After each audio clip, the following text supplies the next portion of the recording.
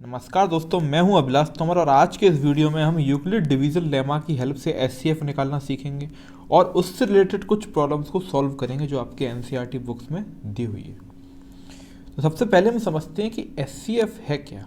तो देखिए, एचसीएफ का फुल फॉर्म क्या होता है? Highest common factor. Okay, highest common factor. Suppose that आपके पास एक प्रॉब्लम दी हुई है, फाइंड एचसीएफ ऑफ 45 एंड 60।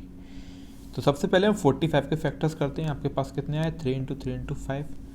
ये आपके पास 45 के फैक्टर्स हैं। फिर हम 60 के फैक्टर्स करते हैं। क्या आएंगे आपके पास? 2 इंटू 2 इंटू 3 इंटू 5। अगर आपको भी फैक्टर करना नहीं आते हैं तो कोई चिंता की बात नहीं है। मैं बस आपको एक बेसिक आइडिया देना चाहता हूँ कि एचसीएफ का एक्चुअली मतलब क्या है। हम आगे इसके फैक्टर करना, सब कुछ करना सीखेंगे। बस मैं आपको एक बेसिक आइडिया देना चाहता हूँ कि एचसीएफ का मतलब क्या है। ओके, तो देखिए 45 के फैक्टर्स क्या क्या है? 3 इंटू 3 इंटू 5। और 60 के फैक्टर्स क्या है? 2 इंटू 2 इंटू 3 इंटू 5। ओके, अब देखिए एचसीएफ क्या बोल रहा है? Highest common factor. ऐसे फैक्टर जो दोनों नंबर में कॉमन हो, सबसे पहले हम उनको निकालेंगे। तो देखिए दोनों नंबर में कौन कौन से फैक्टर कॉमन है? 2 60 में है लेकिन 45 में नहीं है। ओके, 3 आपका 60 में है, 45 में भी है। 5 आपका 60 में है, 45 में भी है। तो कौन कौन से फैक्टर कॉमन आए हमारे पास? 3 और 5। तो 3 और 5 क्या है आपके? कॉमन फैक्टर, जो दोनों नंबर में क्या है? कॉमन है।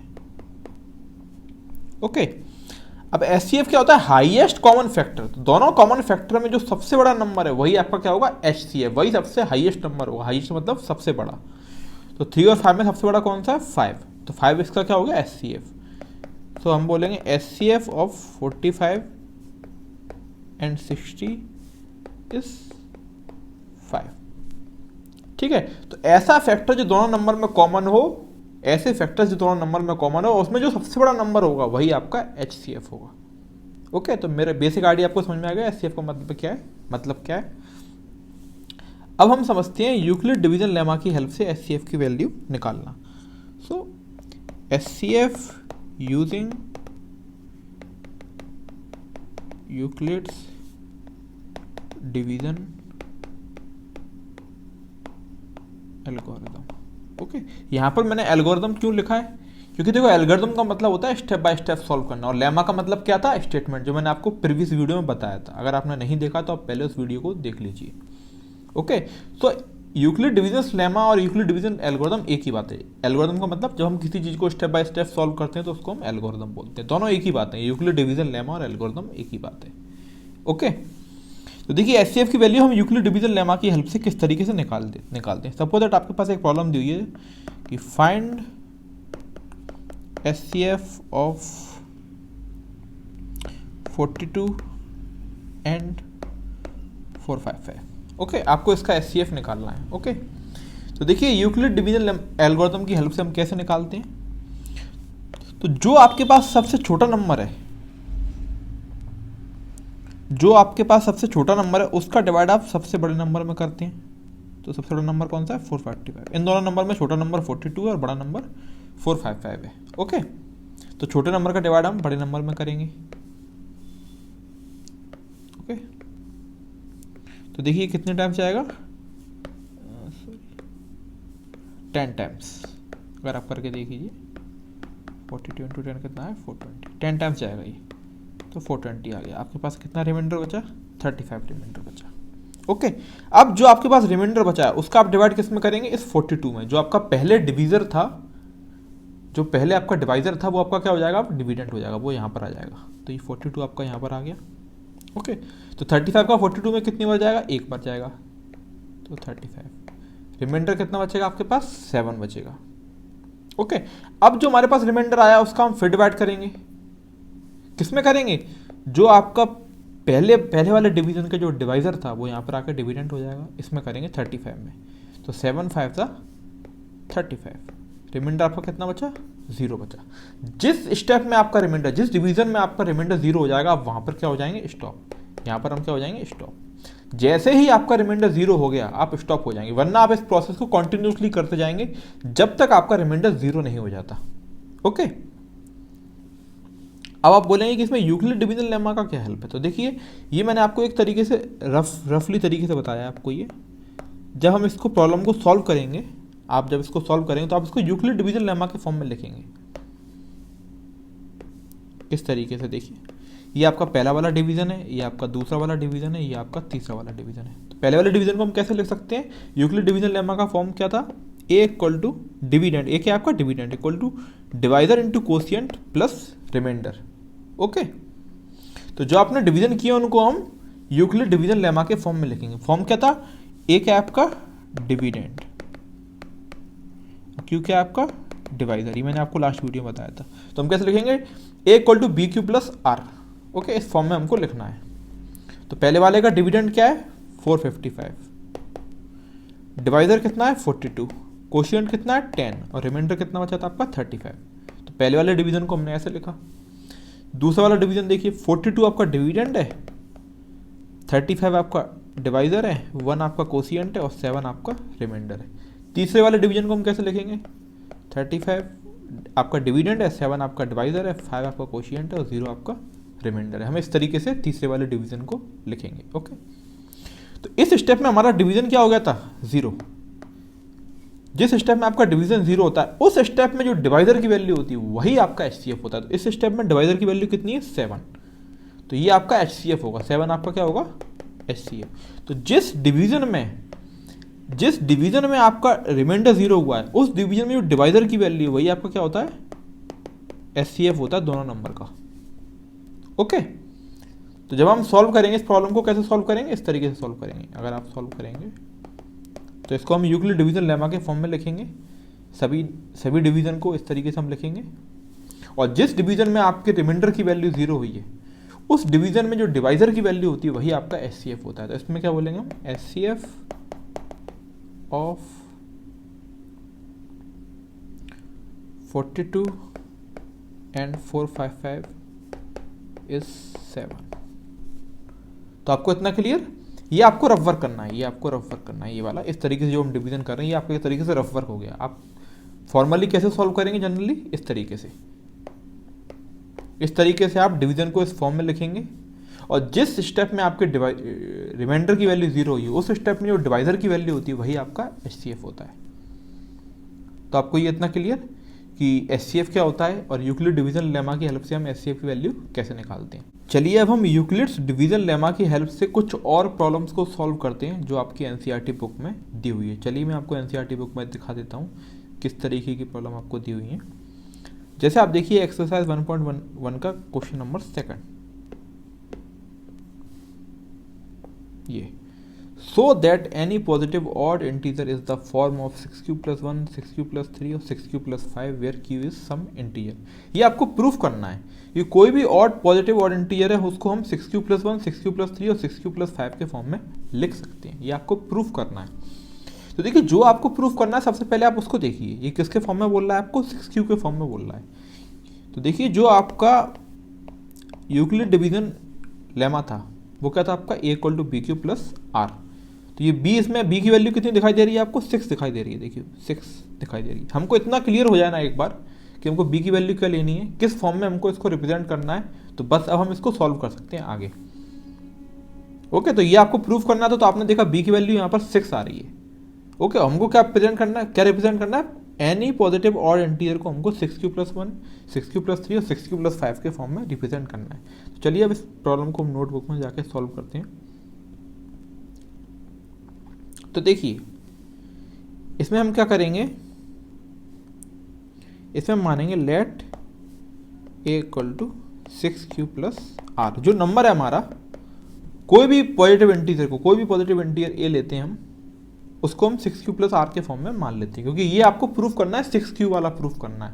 तो हम उसको 6q + r मानेंगे। और r की वैल्यू कहाँ से कहाँ तक होती है, मैंने आपको यूक्लिड डिवीजन लेमा में बताया था कि 0 से लेके डिवाइजर तक होती है, 0 से कम, 0 से ज़्यादा और डिवाइजर से कम रहती है। ओके, ये आपके रिमाइंडर की वैल्यू रहती है 0 से लेके 6 तक। ओके, तो देखिए हम r की हर वैल्यू के लिए a की वैल्यू निकालेंगे। तो क्या आएगी आपकी, देखिए तो a हम जब निकालेंगे तो 6q + 0 when r = 0। r की वैल्यू 0 हो सकती है, फिर r की वैल्यू 1 लेते हैं हम, 6q + 1 आ जाएगा आपका। जब आपका r क्या होगा 1 होगा। फिर आएगा आपका 6q + 2 जब आपका r होगा 2। 6 + 3 जब आपका r होगा 3, 6 + 4 जब आपके r की वैल्यू रहेगी 4, 6 + 5 जब आपके r की वैल्यू रहेगी 5, व्हेन r = 5। r की वैल्यू 6 नहीं हो सकती क्योंकि 6 से छोटी रहेगी, आपकी 6 से छोटी रहेगी। तो 0 हो सकती है क्योंकि 0 के इक्वल लिखा हुआ है यहाँ पर मैंने, 0 हो सकती है, 1 हो सकती है, 2 हो सकती है, 3 हो सकती है, 4 हो सकती है, 5 हो सकती है, 6 नहीं हो सकती, 6 से हमेशा कम रहेगी। तो r की हर वैल्यू के लिए हम इंटीजर को लिख लेंगे।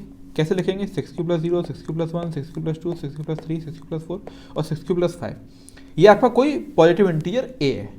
ओके, और हमको ये कैसे पता लगा 6 के फॉर्म में लिखना है? क्योंकि ये आपको प्रूफ करना था, तो उससे हमको अंदाजा लग गया कि यहाँ पर डिवाइजर की वैल्यू 6 है, b की वैल्यू 6 है, तो इसलिए हमने 6 लिख दिया। और r की वैल्यू कहाँ से कहाँ तक रहेगी ये भी हमको डिवाइजर से पता लग जाता है कि r की वैल्यू कहाँ से कहाँ तक रहेगी, 0 से लेके 6 तक रहेगी, क्योंकि 6 आपका डिवाइजर है। तो ये हमने a को डिफरेंट फॉर्म में लिख लिया। अब आपको प्रूफ करना है कि किसी भी पॉजिटिव ऑड इंटीजर को आप 6 + 1, 6 + 3 और 6 + 5 के फॉर्म में रिप्रेजेंट कर सकते हैं। तो देखिए ऑड नंबर क्या होता है आपका, जो आपका 2 से डिवाइड नहीं होता, और इवन नंबर आपका 2 से डिवाइड हो जाता है। तो देखिए पहले वाले नंबर जो आपका a = 6q है, डिवाइड मतलब कंप्लीट डिवीजन हो जाता है, आपको कोई भी रिमाइंडर नहीं बचता है। कंप्लीट डिवीजन का मतलब क्या होता है? कोई भी रिमाइंडर नहीं बचता है। तो इवन नंबर वो होते हैं जिनका 2 से कंप्लीट डिवीजन हो जाता है, कोई भी रिमाइंडर नहीं बचता है, और ऑड नंबर वो होते हैं जिनका 2 से कंप्लीट डिवीजन नहीं होता है, रिमाइंडर आपका बचता है। ओके, तो पहले वाले नंबर को देखिए, हम अगर हम 2 से डिवाइड करें 6q को, तो कितना आता है आपका? ये 3q आता है। तो ये कंप्लीट डिवाइड हो गया, क्योंकि q तो कोई इंटीजर है, इंटीजर मतलब कोई भी नंबर होगा, 1 2 3 4 5 6 कुछ भी हो सकता है। तो ये आपका कंप्लीट डिवीजन हो गया। जब हमने 2 से इसको डिवाइड करा तो ये आपका कंप्लीट डिवीजन हो गया, तो इसका मतलब ये तो इवन नंबर है। अब a की वैल्यू हम लेंगे 6q + 1, इसको हम डिवाइड करके देखते हैं 2 से, तो कितना आएगा? 6q/2 और 1/2, तो ये तो होगा आपका 3q + 1/2। तो ये तो आपका डिवीजन हो गया, लेकिन ये नहीं हो पाएगा आपका, क्योंकि 1 में 2 का डिवाइड नहीं हो पाएगा, आपका 1 रिमाइंडर बचेगा। तो इसका मतलब ये 2 से कंप्लीट डिवीजन नहीं हो रहा, तो ये आपका क्या है? ऑड नंबर है। ओके, a की वैल्यू हम लेते हैं 6q + 2, 6q + 2 को हम 2 से डिवाइड करके देखते हैं, तो कितना आएगा? 6q/2 और 2/2, तो 2 से ये कट गया आपका 3q, और 2 से 2 ये कट गया 1 आ गया आपका। तो ये कंप्लीट डिवीजन हो गया, कोई भी रिमाइंडर नहीं बचा आपके पास। तो 2 से इस नंबर का कंप्लीट डिवीजन हो गया, तो इसका मतलब ये क्या है? इवन नंबर है आपका। ओके, अब हम लेते हैं 6q + 3, तो 6q + 3 को जब हम 2 से डिवाइड करते हैं तो आपका कितना आएगा? 6q/2 और 3/2, तो ये आपका आ गया 3q। 2 से डिवाइड करा, 3 में 2 का डिवाइड 3 में नहीं हो पाएगा, आपका एक 1 रिमाइंडर बचेगा आपका। तो इसका मतलब ये कंप्लीट डिवीजन आपका नहीं हुआ, तो ये आपका कौन सा नंबर हो गया? ऑड नंबर हो गया। अब हम लेते हैं 5th वाला 6q + 4, तो 6q + 4 को जब हम 2 से डिवाइड करते हैं तो देखिए कितना आता है आपका? 6q/2 और 4/2, तो ये आपका आ गया 3q, 2 का इसमें करा 2 आ गया। तो कंप्लीट डिवीजन हो गया, कोई भी रिमाइंडर नहीं बच रहा, आपका कंप्लीट डिवाइड हो रहा है, तो इसका मतलब ये आपका कौन सा है? इवन नंबर है। अब हम लेते हैं लास्ट वाला और 6q + 5, तो 6q + 5 को जब हम 2 से डिवाइड करते हैं तो कितना आता है आपका? 6q/2 और 5/2, तो ये कितना आ गया? 3q, और ये आपका कंप्लीट डिवाइड नहीं हो रहा है। जब 2 का डिवाइड हम 5 में करेंगे तो आपका 1 रिमाइंडर बचेगा, तो इसका मतलब ये कौन सा आपका? ऑड नंबर है।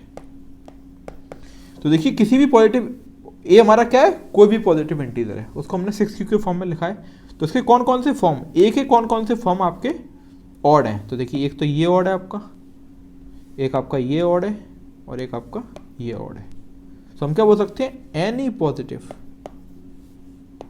पॉजिटिव ऑड, क्योंकि odd integer can be expressed in the form of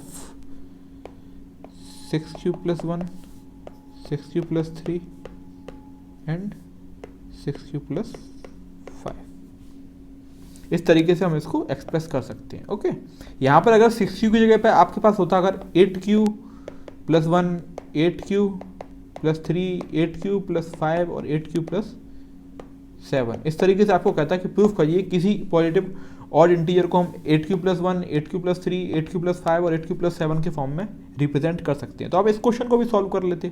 कैसे करते हैं आप इसको, इक्वल टू लिखते 8q + r और r की वैल्यू कहाँ से कहाँ तक होती है, 0 से लेके 7 तक, है ना। तो 0 के लिए पहले निकालते, फिर 1 के लिए, 2 के लिए, 3 के लिए, 4 के लिए, 5 के लिए, 6 के लिए और 7 के लिए, और हर नंबर को 2 से डिवाइड करके देखते।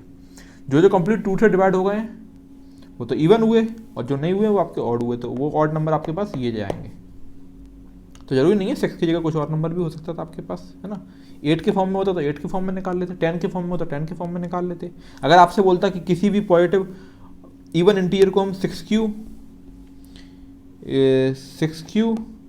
+ 2 और 6q + 4 के फॉर्म में रिप्रेजेंट कर सकते हैं, ये प्रूफ करके दिखाइए। तो हम इसी तरीके से सॉल्व करते, क्योंकि 6 आपका क्या है, डिवाइजर है, तो हम इसको इस तरीके से लिखेंगे, = 6q + r और r की वैल्यू 0 से लेके 5 तक। तो हमने ये एक ही हर डिफरेंट वैल्यू ले ली और 2 से डिवाइड करके देखते हैं। तो 2 से डिवाइड करा तो ये आपका इवन नंबर है, ये आपका इवन नंबर है और ये आपका इवन नंबर है, क्योंकि 2 से कंप्लीट डिवीजन हो गया, कोई भी रिमाइंडर नहीं बच रहा है। तो हम इसी क्वेश्चन को हम सेम बोल देंगे, क्या बोल देंगे, so any positive even integer can be expressed in the form of 6q + 2 और 6q + 4। तो इस तरीके से आपके पास डिफरेंट प्रॉब्लम्स आती हैं यूक्लिड डिवीजन लेमा की, जिनको हम बहुत इजीली सॉल्व कर सकते हैं। बस आपको इतना ध्यान रखना है ये किस फॉर्म का है, इसके में डिवाइजर की वैल्यू क्या है। तो आर की वैल्यू वहाँ से 0 से लेकर डिवाइजर से 1 कम तक लेंगे और उनको फिर डिवाइड करके देखेंगे कि आपके इवन कौन कौन से फॉर्म, इवन में किस तरीके से रिप्रेजेंट करेंगे और ऑड में किस तरीके से रिप्रेजेंट करेंगे, और आप उसको आंसर में शो कर देंगे। ओके, तो आपको इतना क्लियर कि एचसीएफ क्या होता है, यूक्लिड डिवीजन लेमा की हेल्प से हम एचसीएफ की वैल्यू कैसे निकालते हैं, और यूक्लिड की जो डिफरेंट प्रॉब्लम्स होती हैं इस तरीके की, उनको हम कैसे सॉल्व करते हैं। तो बस आज की वीडियो में इतना ही। अगर आपको ये वीडियो पसंद आई है तो प्लीज़ वीडियो को लाइक कीजिए, हमारे यूट्यूब चैनल को लाइक शेयर एंड सब्सक्राइब करना ना भूलें। तो बस आज की वीडियो में इतना ही। अगर आपको ये वीडियो पसंद आई है तो प्लीज़ वीडियो को लाइक कीजिए। अगर आपके मन में कोई डाउट है तो आप नीचे कमेंट सेक्शन में मुझे बताइए। Thanks for watching, bye.